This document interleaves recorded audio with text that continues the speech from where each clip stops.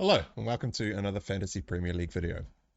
My name is Steve, and before you judge the team on screen, this is actually my last draft from the previous video that I released about 5 or 6 days ago, and I've brought it up on screen so that you can see how it has changed. Now, if you have caught my last couple of videos, you will know that I'm heading into the 24-25 season with both Haaland and Salah in my team. And to favour expediency throughout this video, I'll limit rehashing any strategy already covered in my earlier preseason content, as we do have quite a lot to get through. But if you are interested in those thoughts, please check out my earlier content or drop a comment on this video. And today is all about the final spots that I've locked into my team, where we'll cover the key decisions which come down to Trent Alexander-Arnold versus Gvardiol, Jota versus Nkunku, the shortlist of crucial enablers to allow me to fit in the 2 premium setup, and this is specifically the 5.5 million and 6.5 million brackets across the midfield and forward positions. My super low-owned differentials in my starting lineup at 2.7% and 4.1% ownership. My general strategy for the first 3 game weeks of the season, and then finally at the end of the video, I'll briefly discuss my initial thoughts on strategy adjustments with the additional transfers and the ability to hold them through the wildcards and free hits. And as always, I've put the various timestamps below so you can jump through to the section that interests you the most. With that being said, remember to give this a thumbs up and subscribe to the channel, especially if you get any value out of the following content. Right, so this was my team earlier in the week. I actually had 3 4.5 million rotating defenders. I had Trent in as a heavy defender. 5.5 million slot was Elliott in midfield. Haaland, Eze, Salah, Gordon, and Nkunku. Bench is a little bit light, dead third striker spot. I've got Barco in there, completely dead goalkeeper, and of course my third rotating 4.5 million defender. And this is how the team is shaping up. It was probably going to be the team that I run in with, assuming that we don't get any early team leaks that affects any of these players. Right, so we'll start off between Trent Alexander-Arnold versus Gvardiol. As you can see here, I do have Gvardiol in the squad, and I have dropped Trent Alexander-Arnold. And to highlight the reasoning why, I will pull up a comment from A Jones 11, who did drop a comment on my last draft video specifically about Trent Alexander-Arnold, saying, I am a little confused about Trent at 7 million though. Personally, I've steered well clear. I'm not sure why he's so highly owned. We are all talking about how defenders return less than ever, and he is a premium under a new manager with no pre-season. And so I'll just read out my response to that comment very quickly. And this was before the final pre-season match that Liverpool played. So the style of play that Slot has given us glimpses of throughout pre-season is that of a very dynamic system, where the current right back, Bradley, has been used heavily down the right and has found himself with the ball in spaces in areas of the pitch that Trent can be lethal from. I'm considering investing in him because his fixtures are sublime, his positioning will be highly suited to his skill set, he'll probably be on some set pieces, and the man can spank a goal or two. He'll likely get a load of minutes once he starts starting too, so he can be a set and forget defender, allowing me to focus my transfers up front where I think the value is. However, if Trent doesn't start the final preseason game, I'll probably not be able to go with him in game week 1. This is still very much a draft that I'd like to go with, but that is not yet set in stone. Also, I put very little weight in a new manager being a detriment to any player, apart from maybe the more stroppy personality types. If anything, I think a new manager will likely invigorate the players through fresh tactics, responsibilities, and vision. And then, of course, they played the Sevilla match a couple of days ago. So a couple of match notes from there specifically on Trent.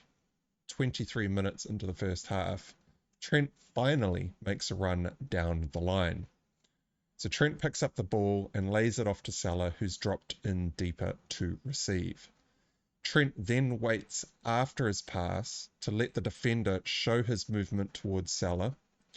Then Trent takes off with a well-timed burst of speed in behind that defender to lose his man as he is completely unsighted. And Salah has an easy layoff into space for Trent's run.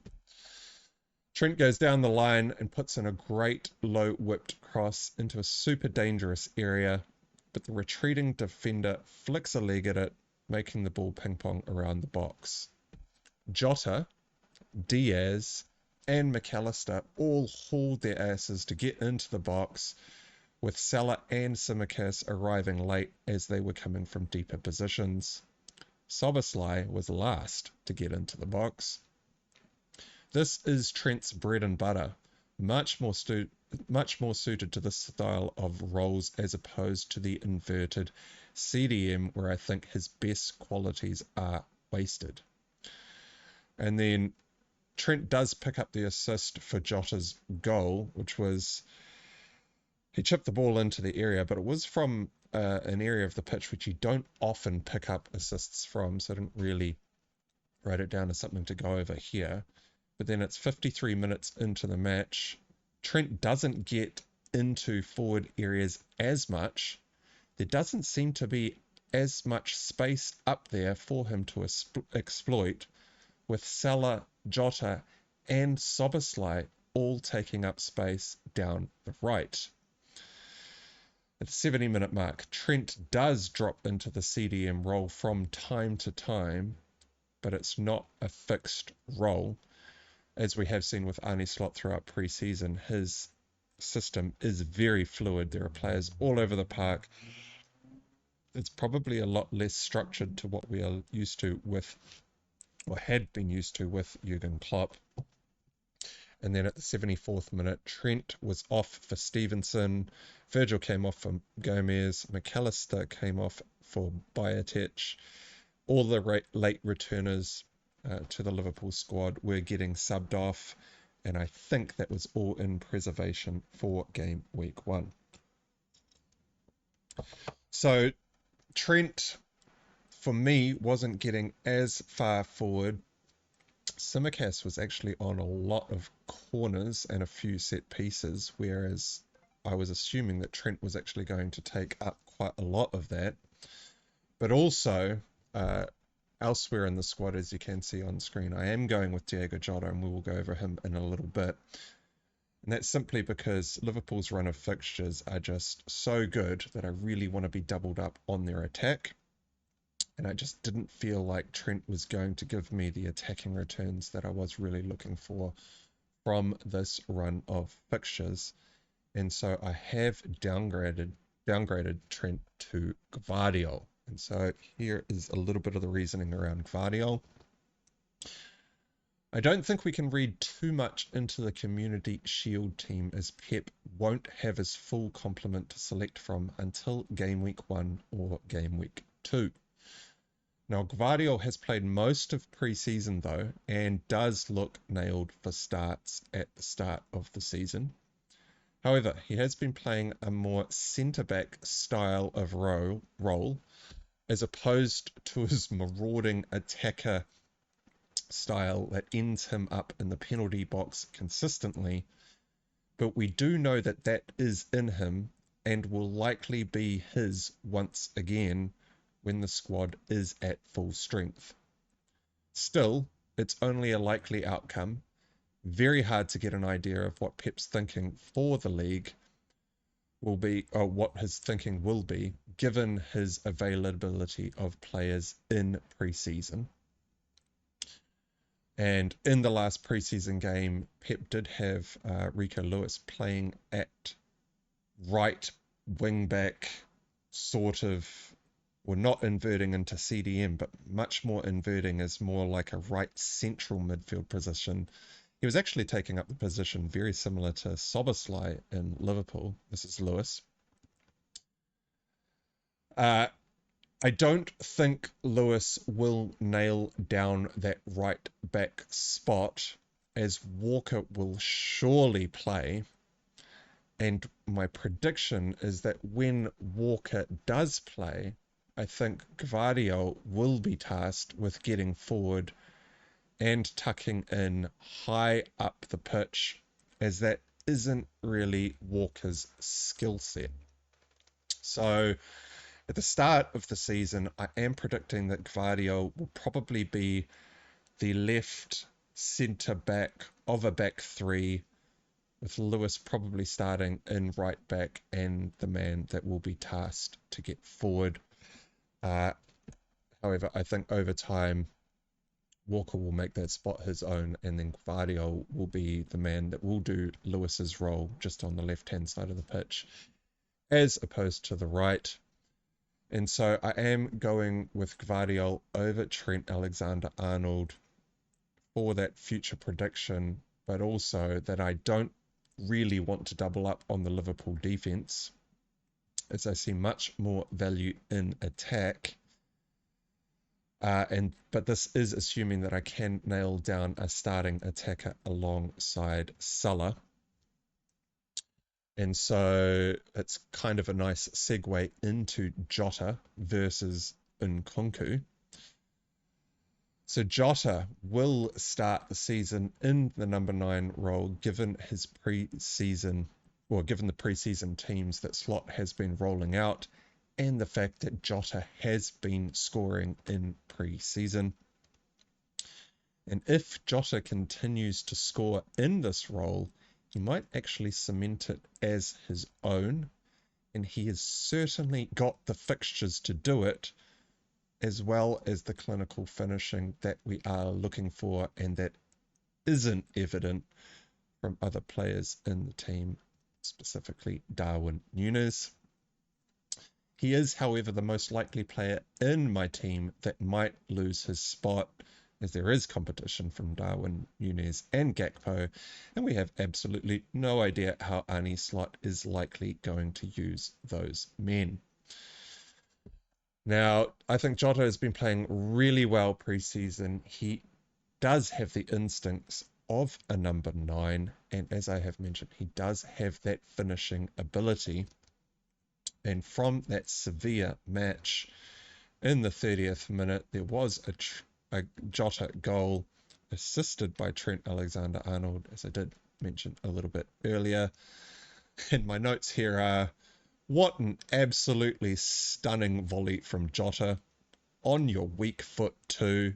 Mate, get in my team. Very nice area to pop the ball into by Trent Alexander-Arnold too, although that is not typically an area of the pitch that you are often picking up in assists from. So, long and the short of it is, I think Jota's nailed for game week 1, probably game week 2 as well. And if he does continue to score in game week 1 and game week 2 and continues to get about the pitch and cause chaos, I think he's just going to nail down that spot for a run of games. I don't see why Arne Slot would try to get Darwin Núñez or Gakpo in front of Diogo Jota, because everything that Jota's been doing preseason has been fabulous. He's been scoring goals, he's been getting lots of assists, he's been very involved, he's in the right areas of the park, he's making runs into the box even though he's not getting the ball, and so I don't know why you would try and force in the other 2 players when he looks to be doing everything that I think Slot is looking for. And so I've taken the 1 million out of Trent down to Gvardiol and upgraded Nkunku to Diogo Jota. Now on Nkunku, so this is Jota versus Nkunku, Nkunku is playing well in the cam role in preseason. However, Chelsea is not. Now, there's a brand new system that Maresca is trying to put in at Chelsea, and it will take a while to bed in and get right. I, however, am not sure about playing 3 at the back, though. But we have only seen one half of a preseason match with all the regular first teamers back. So earlier in preseason, most of preseason, Nkunku has been playing in that cam role. He was, however, tried out in that number 9 position for, was it half of football or maybe about 60 minutes or so, and I actually thought he was anonymous, did not look suited to it, wasn't darting into the right areas, doesn't really have the height in the box, doesn't want to play as a wall. It just does not look like his role. And I think Maresca noticed that and then put him back into that cam position for the final parts of that match, and he instantly looked like a more effective player in that game. Now, in the final preseason match for Chelsea against Inter, Nkunku did not start against Inter. He did come on at half-time, and he came on with Cole Palmer.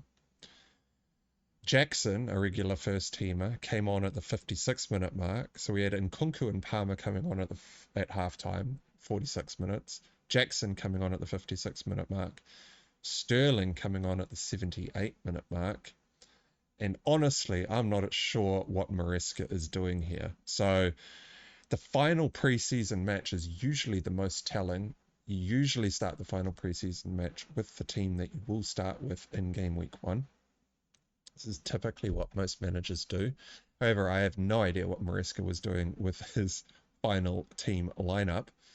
My first guess is that Maresca looks to have started his first choice defensive 6 outfielders in the first half and is looking to put his first choice front 4 on in the second half so they can get some game time together. However, Jackson didn't come on until the 56th minute. Sterling, assuming he's first choice, didn't come on until the 78th minute. So very weird to be leaving these players on until off the pitch until so late. I cannot imagine benching Palmer in game week 1. He's too good of a player and hardly played in the Euros, so he's not going to be fatigued. My best guess at how Chelsea lines up in game week 1 is Sanchez in goal, Gusto right back, Fofana and Cole centre backs, Cucurella at left back, Enzo CDM, Latvia as CDM. That was the 6 that started, or the 7 players that started in the first half in that last match. But then I'm guessing Palmer is going to be right wing instead of Madueke, and Nkunku's going to be cam instead of Dewsbury Hall, which is the man that started in cam in that final inter-match. And then probably Sterling out on the left wing, with probably Guiu starting up front, as he has played most of the preseason minutes in that number 9 position. And Guiu is probably going to be favoured through Jackson's lack of minutes, but it would not at all surprise me if Jackson started in that number 9 position in game week 1.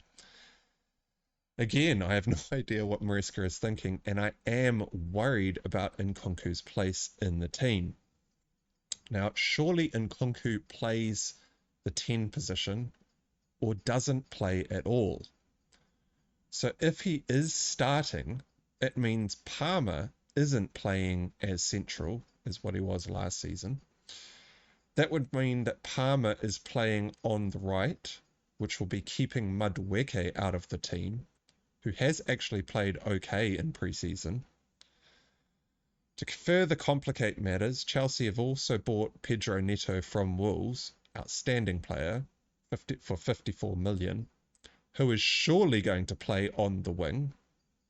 Now, Neto has played mostly right wing, a little central attacking midfield, and a little bit of left wing, but mostly on the right side, given he's a lefty. So maybe Neto plays out on the left, with Palmer playing on the right and Nkunku in cam. But if Palmer plays cam, which I actually think is Palmer's best position, to be completely honest, then Neto could play on the right. Neto is a devastating right winger, which might mean that Nkunku is benched, because I do not see Nkunku playing up front. Nkunku could play in that number 9, but he wasn't effective at all there. Maresca does favour the 3-2-4-1 formation, and so I could see Palmer and Nkunku both playing as dual 10s in that 4 just in behind the striker, with Neto out on the right. So that would be like Neto, Palmer, Nkunku, and then someone like Sterling or Mudryk out on the left, maybe. But I'm not at all sure whether or not Nkunku is as nailed as we thought. Now, I was already trying to avoid that City fixture in Game Week 1, and with this uncertainty and that Chelsea have been pretty poor in pre-season, it's probably just smarter to wait and see what happens. Nkunku is easy enough to get to after all. And so this is why I'm going Jota over Nkunku. I'll move on to my super low-owned differentials, starting off with Quansah in defense. So I was rotating 4.5 million options in my last draft. I have now just killed the bench. So I've still got Lumley in as my 4 million backup goalkeeper. I have got Barco in the squad, as he is almost certain to start. Brighton are a pretty good team, and he is on corners, so he is still in the team. I have also killed my other defensive spot by bringing in Harwood Bellis from Southampton, 4 million. Pretty sure he is going to start. I do not want to be playing him at all. I do not like playing promoted players. He is literally just there to come on if any of my first teamers just randomly miss out on a start. And so I am running with only one 4.5 million defender, and it is Quansah from Liverpool.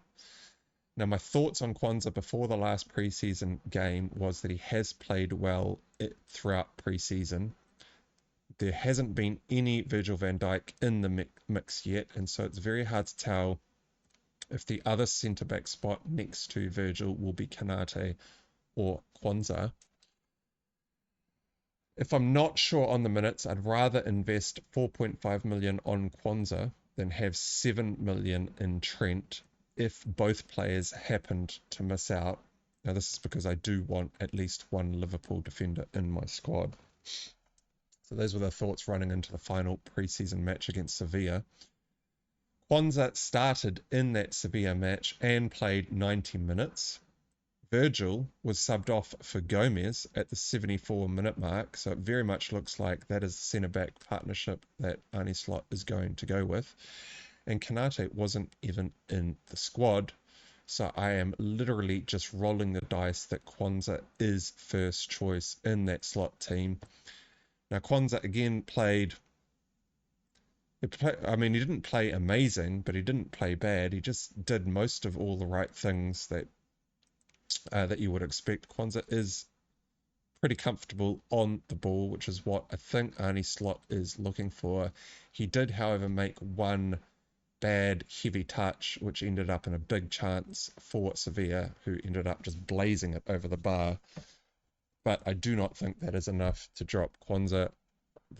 On the whole, he actually played a pretty good game. So 4.5 million for a most likely nailed Liverpool defender with that run of fixtures just looks like too much of a good value asset to turn down.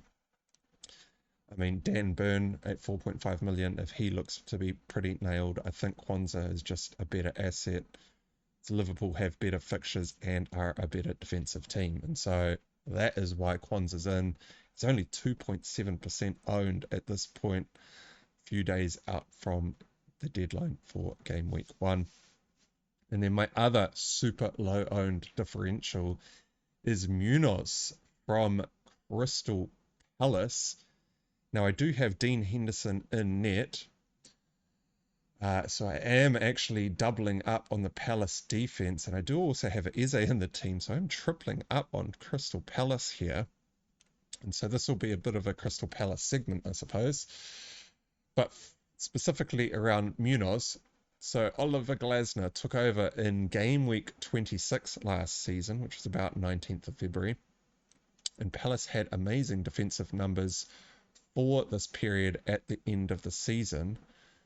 So of the 13 opponents that they played, Crystal Palace conceded 1.2 XGC per game, with tricky games against Spurs, Man City, Liverpool, Newcastle, and Manchester United as 5 of the 13 opponents that they played in that period.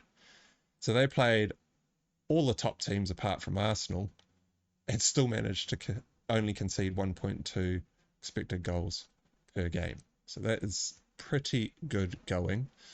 Munoz played 90 minutes every single match under Glasner, and in that period he got 4 assists, 5 clean sheets, and 3 bonus points across that run. He gets extremely far forward. He's actually what I would compare to a Pedro Porro, very similar player with equally as good, if not slightly better chances at clean sheets for a 0.5 million discount, with all of the attacking threat that Pedro Porro comes with, apart from maybe some set pieces that Porro may have, as he will be on some free kicks or corners and whatnot. Some things to think about with the Crystal Palace defense, though, is if Mark Gahey leaves, that will definitely impact Palace. And his replacement, if Gahey is sold, will be crucial. However, that is not going to stop me from investing in the Palace defense, as he hasn't been sold yet, and even his replacement coming in may not detriment the team as much as what we think, as the system that Glasner has put in is, well, I've got some notes on the system when we start to talk about Eze. But still on Munoz, not many preseason minutes for Munoz. He played his very first 55 minutes in the final preseason game. I am leaning towards him starting, but potentially with reduced minutes in game week 1. And there is a very small chance that he is benched, but he was only out of preseason because he was playing Copa America, and Colombia made it all the way to the final. Now, in the Copa America, Munoz scored 2 goals from right back in the group stages against Brazil and Paraguay. He got 1 assist in the quarters against Panama. He only played 45 minutes in the semi-final and didn't make it onto the pitch for the final. So he shouldn't be fatigued. And a couple of match notes from that final Crystal Palace game. 8 minutes in, Munoz has a great touch, always has his head up. He's getting forward into very dangerous areas. 35 minutes, Munoz picks out Eze smack bang in the middle of the goal. His shot goes unconvincingly wide, maybe a bit of rustiness from Eze. And that was in the 35th minute. And then 36th minute mark. And then Eze makes me eat my words with a glorious first-time side foot volley pass inside from a long, driven diagonal ball from deep, perfectly cushioning the ball down for Mitchell, keeping the flow of movement moving forward. And then 3 minutes later, an awkward bounce into Munoz as he dashed in on goal. It bounced up into his chest on a weird angle, and the shooting chance was lost. But Munoz makes lots of runs in on goal. He scored goals last season. He was scoring goals in Copa America. And so I have got him in for this goal threat and for the clean sheet potential that I do see in Crystal Palace under Oliver Glasner. So, considering we are in on Crystal Palace here, I should probably touch on Eze here. Now, he has been in every single one of my drafts that I have released on the channel. And the reason for that is I think he's underpriced. He's obviously a great player. Palace are playing very well under Glasner. I am not at all worried about Elise leaving, as football is about a system, almost a philosophy. And watching the Nantes game, which was the final preseason match, it was actually a delight to watch from a footballing perspective. Now, Eze was involved heavily with moments of brilliance mixed in with moments of rustiness in front of goal. This was his first match of preseason. He was often in the box, always in great areas of the pitch, getting very involved in the build-up, and had a few shooting opportunities. I only have one match note here, and it wasn't really about Eze, apart from the ones that I've already read out. It's more about Palace and the system. 15 minutes in, Palace are playing some beautiful football. Firm passes along the deck, straight to the receiver's favoured foot, and lots of movement. And there seems to be so many passing options. Very easy on the eye. And so that's why Eze is in the team. I didn't really need to see a hell of a lot of his pre-season. Most of this is just from what I've seen in seasons prior. And I'm pretty sure he will start in game week 1. And so he is in the squad. The next is Gordon at Newcastle. I don't actually have a lot to say on Gordon. He's a great player playing in a great team and is pretty nailed in that Newcastle squad. He came off at halftime against Girona in the final pre-season game. He was playing very well. He did take a kick to the ankle a few minutes before halftime. My guess, he was probably only scheduled to play about 60 minutes or so, but was probably brought off at halftime as a precaution, as he is probably being preserved for game week 1, and there's just no point to have that final 10-15 minutes of run out in the second half if he had just been hacked in the ankle, which Gordon is often hacked in the ankle for. He's been in every draft of mine throughout preseason as well, and is going nowhere from the squad. Now, very quickly on the bench, I still have Barco in here. Couple of minutes from him. Couple of points from him. He joined in January 24th from the Boca Juniors. Has been on corners for the preseason matches against Kashima Antlers and Tokyo Verde. Stupinan, who was his only competition at left back, is absent from the start of the season through ankle injury. He's probably going to be back sometime in September or October. And so Barca's minutes are probably pretty assured. In the final preseason fixture against Villarreal, he did play 62 minutes and was subbed off for Belieber. So I'm pretty sure he's going to start the season. Nothing much has changed there, and he is on my bench in case any of my first teamers randomly happen to miss out. Right, so on to the 5.5 million crucial enablers, and I have gone with João Pedro in my squad. So some notes on João Pedro. He started against Villarreal in the final preseason match and scored. He did only play 45 minutes though, and was subbed off for Sarmiento. He was carrying a little bit of an injury early preseason, which might explain the short run out. Welbeck did score a penalty, but it was in the second half while João Pedro was off the pitch. And I'm guessing that João Pedro will probably start in game week 1, but might only play 60, 70 minutes, given the preseason minutes that he has been given. Now, I did start with João Pedro last season at 5.5 million last season, with a way less certainty around his starts. This season, I think he's firmly first choice. He still has penalties. Pretty sure he still has penalties when he is on the pitch. Brighton are a great attacking team. They are under new management, so we will need to see how they progress.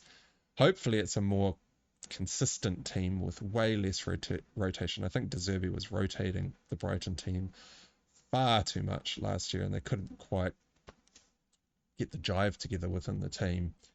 I think João Pedro is by far the best of the 5.5 million picks across midfield and forward positions. He's probably even the best of the 6.5 million picks now that we have seen all of pre-season, i.e. I do think he is quite an underpriced asset, or another underpriced asset, and so I am bringing him in for the value. If I do want to run away from João Pedro, though, it will take me 2 moves, as I'll be putting the 5.5 million price point back into midfield, as I do not fancy going with someone like Armstrong from Southampton up front. But I do not see this as a reason to avoid such a potentially underpriced player that is on penalties. Now, in the 5.5 million enabler shortlist, I'll go through this very quickly, hopefully. Next on the list is Semenyo. Now, he was actually in my team for a couple of game weeks last year as an enabler with good finishing, but not as many chances. Now, Semenyo can find himself more chances this season. His returns will go up due to his ability to finish through his shot selection and accuracy. And if he finds himself with consistently higher numbers of shooting opportunities, we could see him flourish. And with Solanke gone, there could be a window of opportunity for Semenyo in the reshuffle. Semenyo was also reclassified as a midfielder, meaning he gets the extra point per goal and clean sheet, which would have taken last year's total up by 16 points to a total of 123. That's only 13 points behind Eze for the same number of starts at a 1.5 million discount. Now, the first 3 fixtures are going to be tough for Bournemouth. They have Nottingham Forest away, who had decent defensive stats in the final few game weeks last year. They then play Newcastle at home, who should be strong at the start of the season with key players back from injury, especially if they sign Gahey. And then they have to play Everton away, defensive dice, right? Semenyo is probably going down as my dark horse. He is probably second in my list of 5.5 million assets, and is the first that I am talking about him in pre-season. I'll very quickly go through some of the other players that have popped up in my pre-season teams and why I'm going against them. So Amad Diallo played amazing all pre-season, had a good run in the team at the end of last season. I'm worried that Garnacho came back and took his spot on the pitch after 60 minutes in the Community Shield. Diallo was actually playing very well in this match too. I'm avoiding him as he's probably a minutes concern. And although I do think Diallo will start, it looks like Ten Hag's still favouring Garnacho, and Diallo's minutes are going to be, well, not 90 minutes week on week. Next on the list is Minter from Brighton. I know nothing of this player. I've seen some highlights on YouTube, and this is from what I can get from this. This is what I can gather. He got the assist for Welbeck's penalty. He was 1-on-1 with the keeper when he was brought down, and so he could have actually scored that goal. He works hard in the press and looks very rapid. The first 3 fixtures look tough so it's going to be a wait and see for me. He might be useful in game week 4 and 5 against Ipswich and Nottingham Forest, but then the following 3 are Chelsea, Spurs and Newcastle. Fixtures say no. Kamada at 5.5 million started for Lazio last season from game week 31 until the end of the season. Very on and off season for the rest with intermittent starts. He only got 3 goals and 3 assists. In the Nantes game in preseason, it was the first time I'd seen Kamada in action, who might have taken Elise's spot.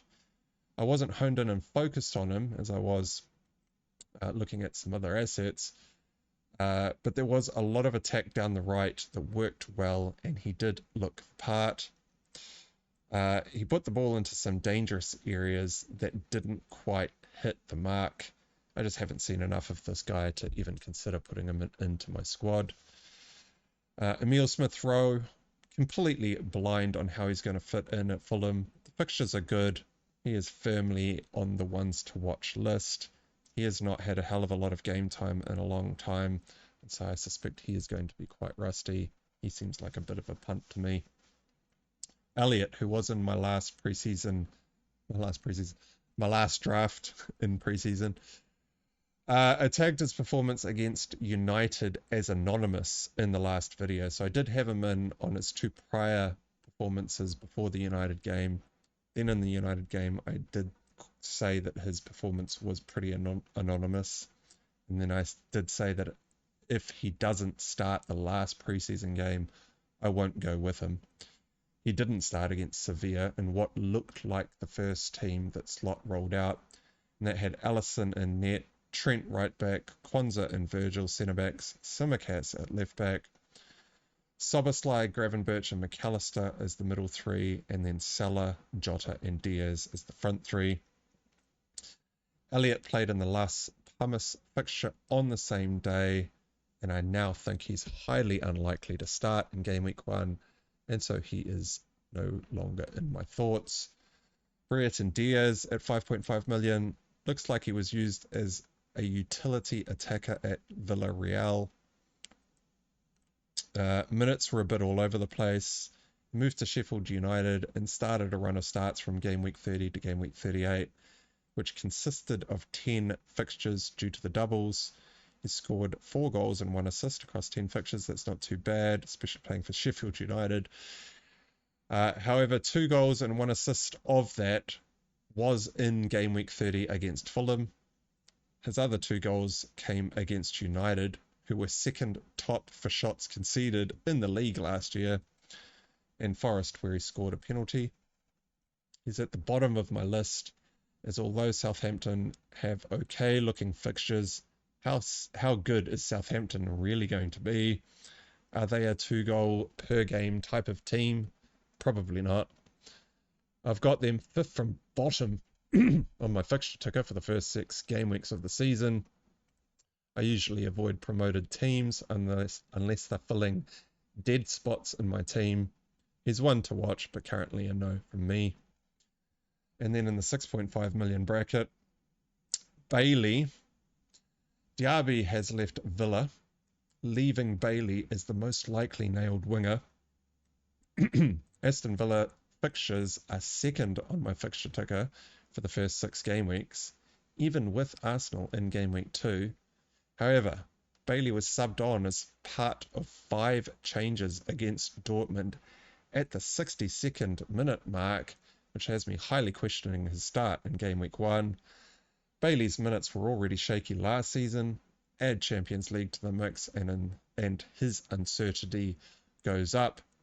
I would have felt a lot more comfortable going with him had he started that last preseason game.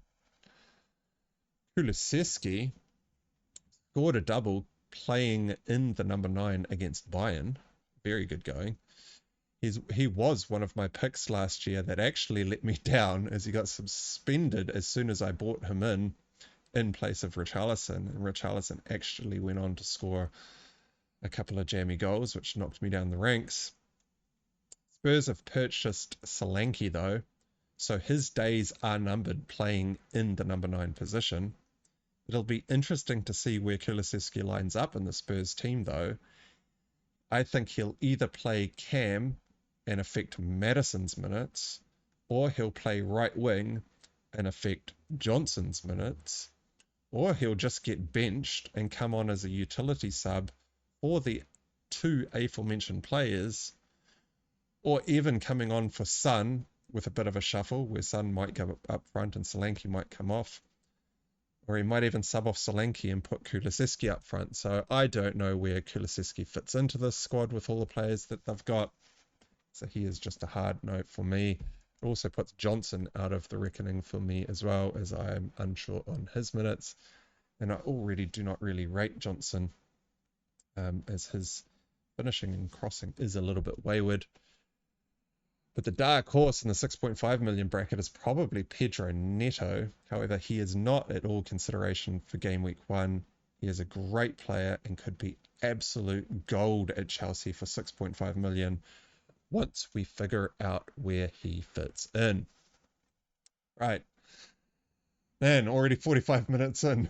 I was hoping that I'd already be done by now. Let's quickly go through some early season strategy for the first 3 game weeks of the season. Now, I prefer to try getting as much money on the pitch at the start of the game and to build a bench over time as and when needed, as you can see from the team that I have on screen and my very dead bench of Lumley, Barco, Winks and Harwood Bellis, who I don't ever want to be playing or starting. They will only come in off the bench if I get caught by an injury in the warm-up or someone randomly missing out. So I always aim to start with a pretty dead bench. That does mean that I need to act quickly on injuries and benchings. Hence, minutes become a focus when running so light in cover, which is why I've gone with most of the players that I have, with only a couple of risky players in there being Quansah and Diogo Jota. Sometimes I get hit with injuries and benchings, which might invoke more hits than many managers are comfortable with. Early season is the most important time to make moves, as price changes are more volatile. And so this very much fits in with my aggressive style. If I cop an injury or a random benching, that's, for me, a reason to act, especially in early season. And I think if I had someone stronger on the bench and they were on the bench, I don't necessarily want to be playing a bench member just because one of my first choices actually got dropped. I'd be more inclined to reinvest that money from my first teamer to find another better first teamer rather than relying on someone who's already on my bench that will just come in a random game week that is unplanned. So that's why I run with pretty light bench. For me, the team value is very important for the end of the game, and I am comfortable spending points if it means I'll save money and build team value. However, I do need to have a bit of a deeper think about that with the changes to the 5 free transfers, as taking hits may actually be a little less viable, but we'll go into that as the season gets started. I aim to always roll a free transfer in game week 2, but I will act if I cop a surprise benching or an unfortunate injury. And in game week 3, I'll likely be making 2 transfers. There might even be some strong arguments for making 3, i.e. taking a hit in game week 3. And I am aiming to wildcard late in the first half of the season. Now, I know many managers out there are scheduling in their wildcard for like game week 4, which, I mean, a wildcard is a very powerful tool. And I do not see how... I don't really see the reasoning behind trying to save transfers, build up a bunch of transfers, and then use a wild card to completely change your team and then have 3, 4, or 5 banked transfers early in the season. I don't quite understand the strategy. I'm way more likely to just try and get as many points in that with the team that I set out for about the first 9 to 10 game weeks of the season. So I am aiming to wildcard late in the first half of the season, and so this kind of rolls into my thoughts on the transfer changes with the ability to build up to 5 and roll them through wildcard and free hits. Now, last season, I used my first wildcard in game week 19, which was actually the last available game week of the season last season. Now, most wildcards that were being pulled in the common wildcarding game weeks last season, those wildcard teams actually had a core of 9 or 10 players, which I already owned. So most managers were wildcarding into my team last season. Now, I did spend some hits to get on those players early. Now, I was taking hit, I think I was about 25k in the world, taking about my 4th or 5th hit of the season last season. And so it was actually working quite well. However, the pricing of last season did mean that the template was way too strong, meaning that my late wildcard wasn't actually very powerful. Now, it would have been a huge advantage to have that wildcard late in the season with a much tougher pricing schedule. And so I am aiming to do that again, hoping that I will get a lot more benefit out of a late wildcard this time around. And with the 5 free transfers, building up transfers, wildcarding early, and then coming out of it with 3 or 3 transfers and a fresh team is the strategy that a lot of people or managers are aiming for. Now, 5 free transfers, if you do manage to build up to that, is half a wildcard, which is actually quite powerful. Like I said, many managers are aiming to build up 3+ transfers, and I'm not entirely sure why, as early season is where we should be making moves, not being passive, but maybe that's just my style of management. However, with the changes, do we need to look to use wildcards as a more aggressive tool, jumping on a 2 to 3 week fixture swing, and then use the free transfers to pivot?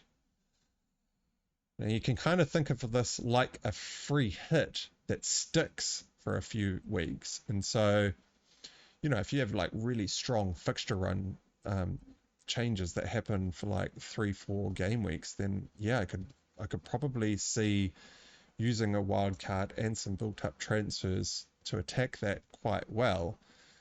Judging how that's going to pay you back will be quite hard, and it'll definitely be something that we will all need to get used to. Now, rolling transfers through a wildcard and free hits does make the wildcard and free hit chips completely different. We need to be on the lookout for new moves that are now available to this rule. This will be a much more dynamic season with lots of new options available, and I am all for this. Anything that can destroy the template is something that I am very keen on. I think it'll lead to less of a template and much more of an enjoyable game. I'm curious to see how many managers will actually build up to 5 free transfers. They'll have to avoid lots of injuries and have extremely nailed players in their squad in order to achieve this.